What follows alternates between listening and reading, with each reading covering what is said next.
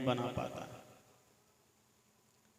वो मनुष्य को कुत्ता बना देगा, कबूतर बना देगा, मुर्गा बना देगा, खरगोश बना देगा, लेकिन आदमी को आदमी बनाने की शक्ति जादूगर में नहीं है। लेकिन सत्संग एक ऐसा जादू है, यह कबूतर को भी मनुष्य बना देता है, कुत्ता को भी मनुष्य बना देता है, खरगोश को भी मनुष्य बना देता है। इसलिए सत्संग सबसे अच्छा जादू का स्थल है। सत्संग अपने आप में एक जादू है। साधु महात्मा जादूगर है। जादू दिखाने वालों के पास बड़ी लंबी भीड़ होती है, और सत्संग में जहाँ पर मनुष्य को मनुष्य बनाया जाता है वहाँ पर बहुत कम भीड़ होती है। इसी जगह में अगर मैं जादू दिखाने लग जाऊं तब देखिएगा, किसी को बुलाना पड़ेगा? किसी को नहीं बुलाना पड़ेगा। जादू देखने के लिए कोई उसको लात मार के गिरा देगा, कोई उसको कान कपाट ढा देगा, कोई किसी को फटिंग मार देगा और आगे जा कर के देखना चाहेगा।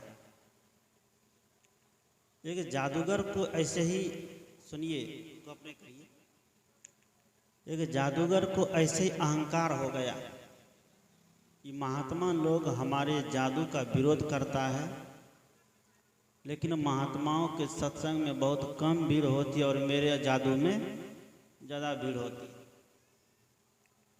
उनको बड़ा अहंकार हो गया कि हम तो सबसे बड़ा जादूगर हैं, महात्मा से भी ज़्यादा खिंचाव मेरे में है। महात्मा मंच पर बैठ कर के 5 घंटा तक प्रवचन करते रहेंगे तो कोई भी उतना भीड़ जमा नहीं हो पाएगी, लेकिन हम अगर 1 घंटा जादू दिखा देंगे तो पूरे गांव को समेट बटोर करके ले जाएंगे, और होता भी है। तो उस आदमी ने कहा कि बाबा, आपका जादू में उतना पावर नहीं है, आपका सत्संग में उतना पावर नहीं है जितना पावर मेरे जादू में है। महात्मा ने कहा कि तुम बात ठीक कहते हो, मेरे सत्संग में पावर तो नहीं है, लेकिन मेरे सत्संग में शांति जरूर है, सुख जरूर है। लेकिन तुम्हारे जादू में पावर तो है, खींचने की क्षमता तो है, भीड़ जुटाने की क्षमता तो है, लेकिन तुम्हारे जादू में शांति नहीं है। ध्यान दीजिएगा सब लोग, ठंडा है, शांतिपूर्वक बैठे रहिए। 11 बजे तक सत्संग समाप्त हो जाएगा। उसके बाद नाश्ता, जलपान, भोजन भंडार सब मिलेगा। फ्री में सत्संग नहीं सुना रहे हैं, इसीलिए सब लोग ध्यान से सुनिए। महात्मा ने कहा कि तुम्हारे जादू में खिंचाव बहुत है, भीड़ बहुत होती है, लेकिन शांति नहीं। कहा कैसे, प्रमाणित करके बताइए। महात्मा ने कहा कि ठीक है, हम प्रमाणित कर देंगे।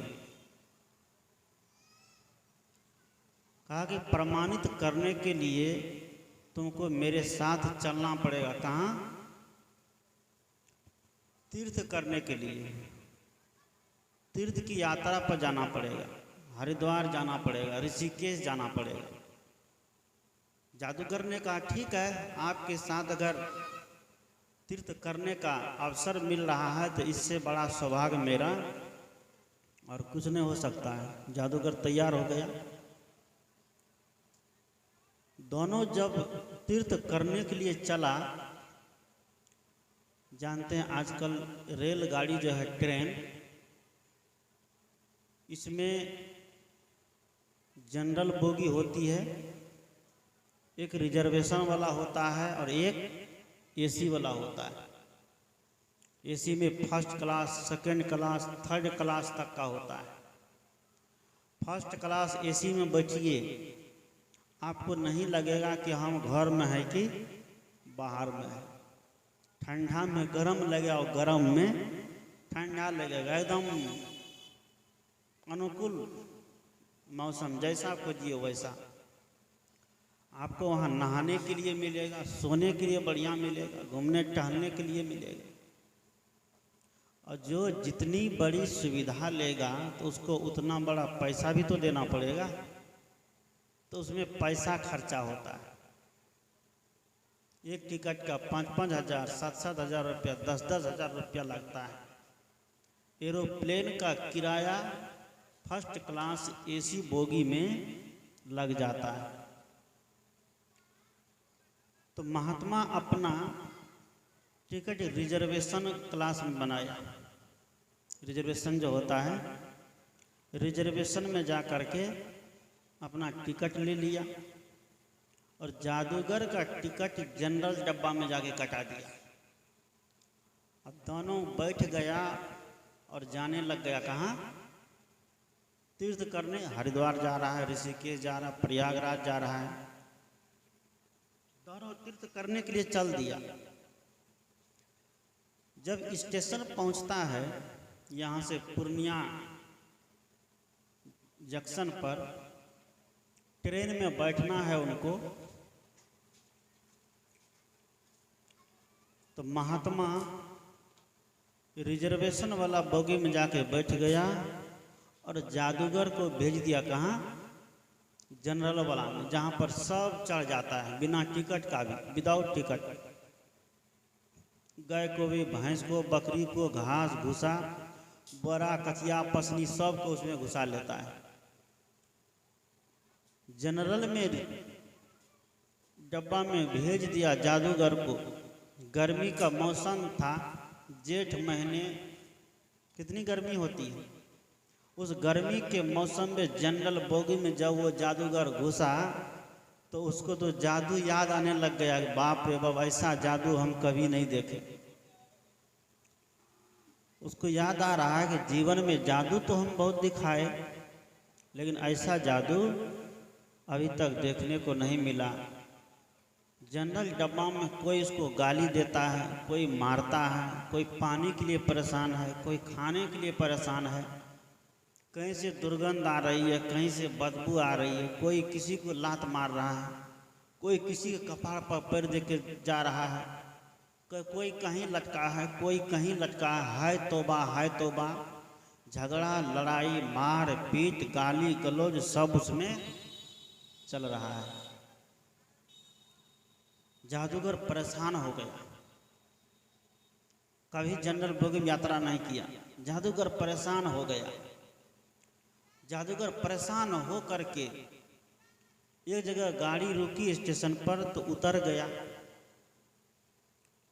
उतर करके कहता है बाबा से, अब हम इस तीर्थ यात्रा पर नहीं जा पाएंगे, हम लौट चलते हैं। महात्मा ने कहा कि नहीं, तुमको मेरे साथ चलना पड़ेगा। चलो, उस डब्बा में तुमको परेशानी हुई तो आ जाओ मेरे डब्बा में। महात्मा उनको अपने डब्बा में बुला लिए, रिजर्वेशन वाला डब्बा में, उसमें बैठाए। बैठा करके जैसे वो आया बैठने के लिए, प्यास बड़ी जोर लगी थी। दूसरा व्यक्ति उसको प्यासे देख करके बोलते हैं, लीजिए मेरा बोतल, इसमें से पानी पीजिए। भूख भी लगी थी, कोई खाने के लिए दे दिया। थका मांदा था, रात भर जगा जगा। दूसरे ने कहा, आइए मेरे बेडशीट पर, मेरे बिस्तर पर सो जाइए, मेरी जगह में आप सो जाइए, हम तब तक बैठ लेते हैं। वो सो गया। सोकर जगा, जब उसको नींद आई तो बड़ा आनंद आया। जब बड़ा आनंद आया तब वो कहता है महात्मा से, बाबा आपकी जगह तो बड़ा अच्छी है, आपकी जो जगह है ये जगह बड़ी अच्छी है, यहाँ तो बड़ा सुकून है, यहाँ तो बड़ा चैन है। लेकिन पहले जो आप हमको जनरल डब्बा में बैठा दिए, वहाँ तो बड़ी मारा मारी है, वहाँ तो बड़ा एकदम गाली गलौज चलता है, लोट खसोट सब होता है, चोरी चमारी सब होता है, दुर्गंध दुर्गंध, गर्मी तो अलग लगती है, पसीना अलग बहता है। लेकिन यहाँ देखते हैं कि पंखा भी चल रहा है, एसी भी चल रहा है, खाने के लिए देता भी है, पानी भी पीने देता है, आराम करने के लिए दूसरा व्यक्ति अपनी जगह दे देता है सोने के लिए। महात्मा ने कहा तुम तो जादूगर हो, तुमको उस डब्बा में जादू करके सब आदमी को हटा देते, तुम अकेले चलते। जादूगर ने कहा ये जादू हमारा डब्बा में चलने वाला नहीं है। क्या ट्रेन के डब्बे में मेरा जादू चलने वाला नहीं है? हम गांव समाज में जादू दिखाते हैं, आदमी को कबूतर, कबूतर को आदमी बना देते हैं, लेकिन ये डब्बा में मेरा वो सब कुछ भी चलने वाला नहीं है। महात्मा ने कहा यही अंतर है तुम्हारा जादू और मेरा सत्संग। मेरे सत्संग में जो व्यक्ति जाता है, जो बैठता है, उसको इसी तरह शांति मिलती है, इसी तरह सुकून मिलता है, उनको भोजन भी मिलता है, पानी भी मिलता है, मान सम्मान भी मिलता है, आदर भाव भी मिलता है। यहाँ कोई घाटा व्यक्ति किसी को नहीं होता है। लेकिन तुम्हारे जादू में जैसे जनरल डब्बा में मार खाता है, गर्मी से परेशान रहता है, बदबू से परेशान रहता है, परेशान पर परेशान, खाने पीने तक के लिए मरता है। तुम्हारे जादू की यही विशेषता है। लेकिन मेरे सत्संग में आए हुए व्यक्ति के जीवन में खुद जादू हो जाता है, फिर बाहर के जादू को छोड़ करके उस सत्संग रूपी जादू में रमन करने लगता है। उस व्यवस्था को देख करके वह जादूगर उस दिन से जादू दिखाना बंद कर दिया और सत्संग में रम गया। वह जादूगर सत्संग में रमने लग गया, जादू दिखाना, जादू खेलना भूल गया।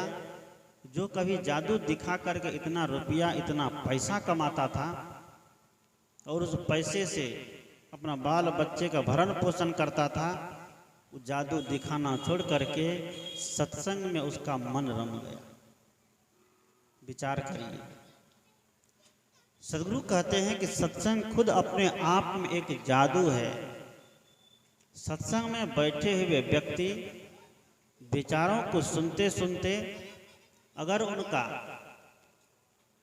शराब पीने की आदत छूट गई तो जादू हो गया कि नहीं हो गया? सत्संग सुनते सुनते झूठ बोलने की आदत छूट गई तो जादू हो गया कि नहीं हो गया? सत्संग सुनते सुनते लड़ाई झगड़ा करने की आदत छूट गई तो जादू हुआ कि नहीं हुआ? इससे बड़ा जादू क्या दूसरा हो सकता है? नहीं होगा।